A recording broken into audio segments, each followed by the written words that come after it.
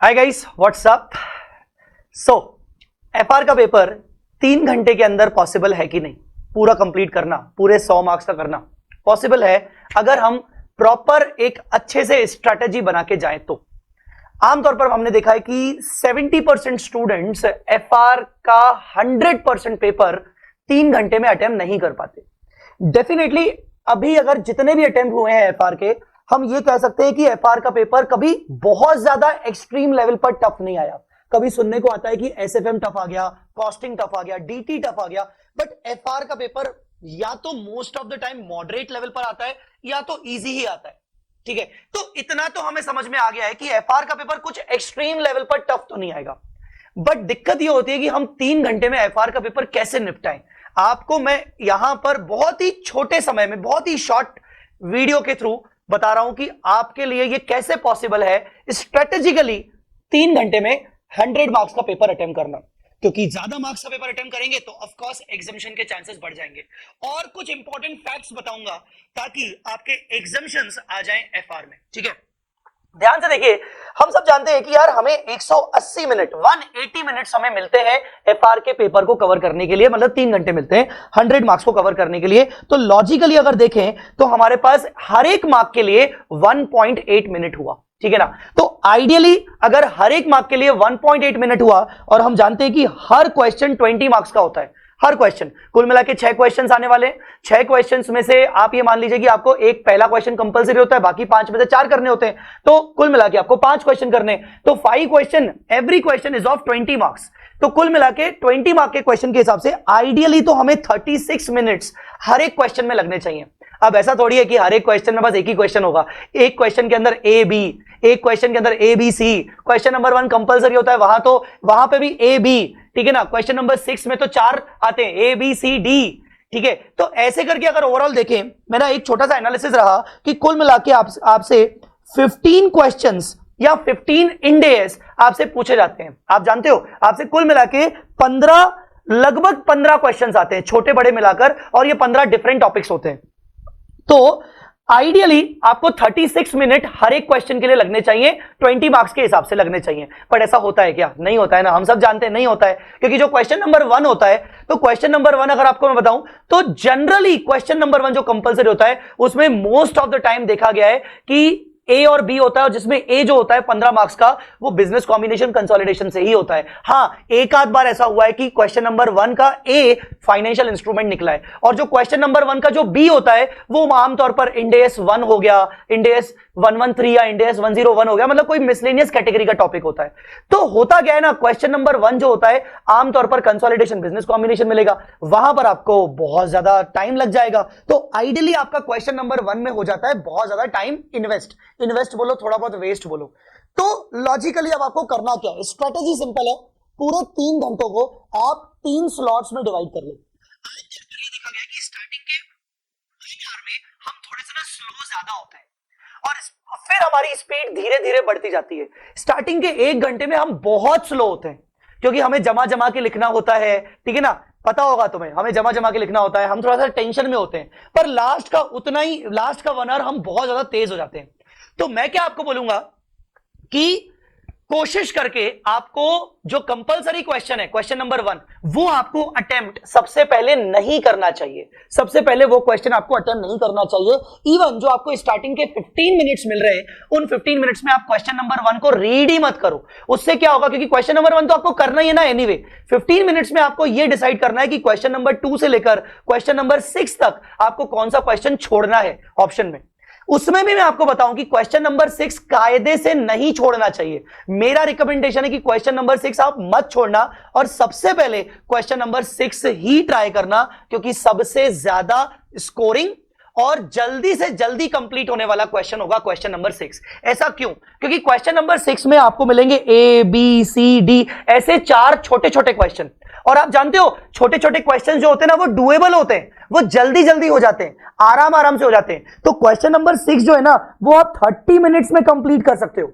Yes, 30 minutes के अंदर, मतलब आइडियली आपको 36 मिनट्स लगने चाहिए हर एक क्वेश्चन के लिए, तो क्वेश्चन 6 के लिए भी उतना ही लगना चाहिए, पर आप 30 मिनट्स में आराम से कंप्लीट कर लोगे। उसका रीजन, जितने भी अभी तक अटेम्प्ट आए उनमें से लास्ट 5 अटेम्प्ट की अगर मैं स्टडी मैंने जो की है उसमें एफआई का क्वेश्चन, एक क्वेश्चन तो आता ही है क्वेश्चन नंबर 6 में 5 मार्क का एफआई मतलब फाइनेंशियल इंस्ट्रूमेंट आता ही है।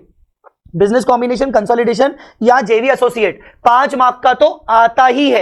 एक क्वेश्चन कोई ना कोई मिसलेनियस कैटेगरी से आता है। मिसलेनियस कैटेगरी मतलब सीएसआर, इंटीग्रेटेड रिपोर्टिंग 1, 7, 8, 10, 24, 34, 37, 108, 113 और 101, मतलब एक क्वेश्चन आपको मिसलेनियस कैटेगरी से आता ही आता है। तो क्या है ना, क्वेश्चन नंबर 6 बहुत ज्यादा डुएबल है, 30 मिनट्स में आप आसानी से उसको कर सकते हो। तो स्ट्रेटेजी क्या होनी चाहिए, स्टार्टिंग के 1 आवर में आपको ट्राई करना है कि किसी भी हाल में आपका 40 मार्क्स का पेपर हो जाए।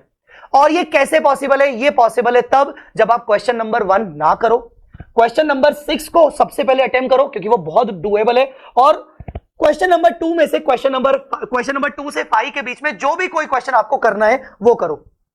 अगर आपने 1 घंटे के अंदर 40 मार्क्स मतलब 2 क्वेश्चन कवर कर लिए, 2 क्वेश्चन आप समझ रहे हो, मतलब टोटल 5 क्वेश्चन में से 2 क्वेश्चन आपने निपटा लिए फर्स्ट आवर में, 1 आवर में, तो इसका मतलब आपको बाकी 2 घंटों में सिर्फ 3 क्वेश्चन करने हैं, सिर्फ 3 क्वेश्चन, तो ये बहुत आसान हो जाएगा।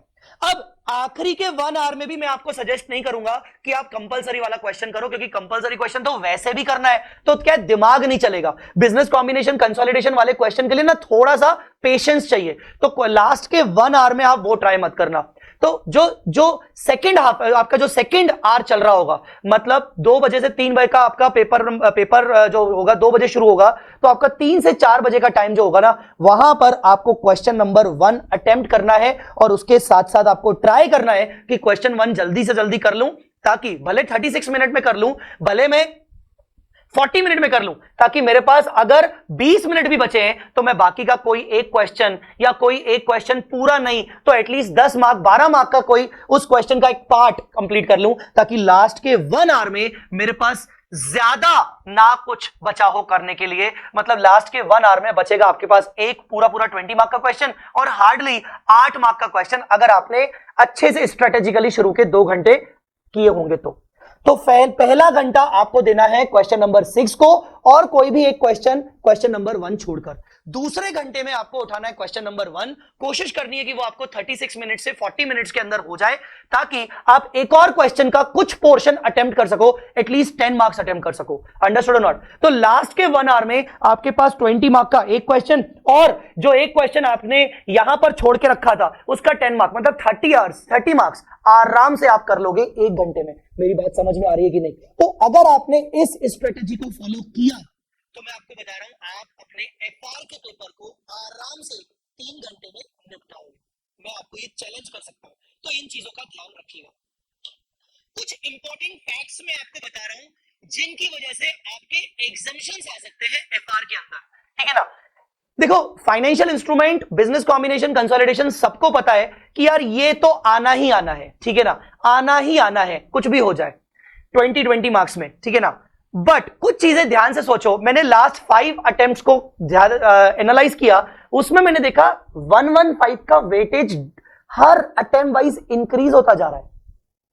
मतलब स्टार्टिंग में देखा तो 10 मार्क्स, 12 मार्क, ठीक है, फिर 14 मार्क्स, फिर 20 मार्क्स, मतलब लास्ट अटेम्प्ट में 115 से 20 मार्क्स का आया, उससे पहले 14 का, उससे पहले वो 10 और 12 मार्क्स में आता था।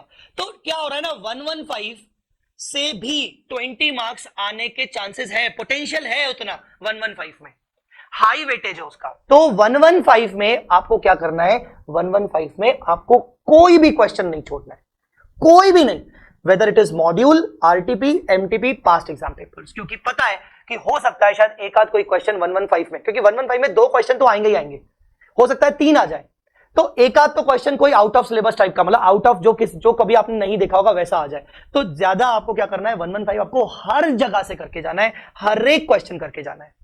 जबकि अगर आप ध्यान से देखोगे 116 भी 115 के जितना बड़ा है, बट उसका वेटेज कुछ ज्यादा नहीं है।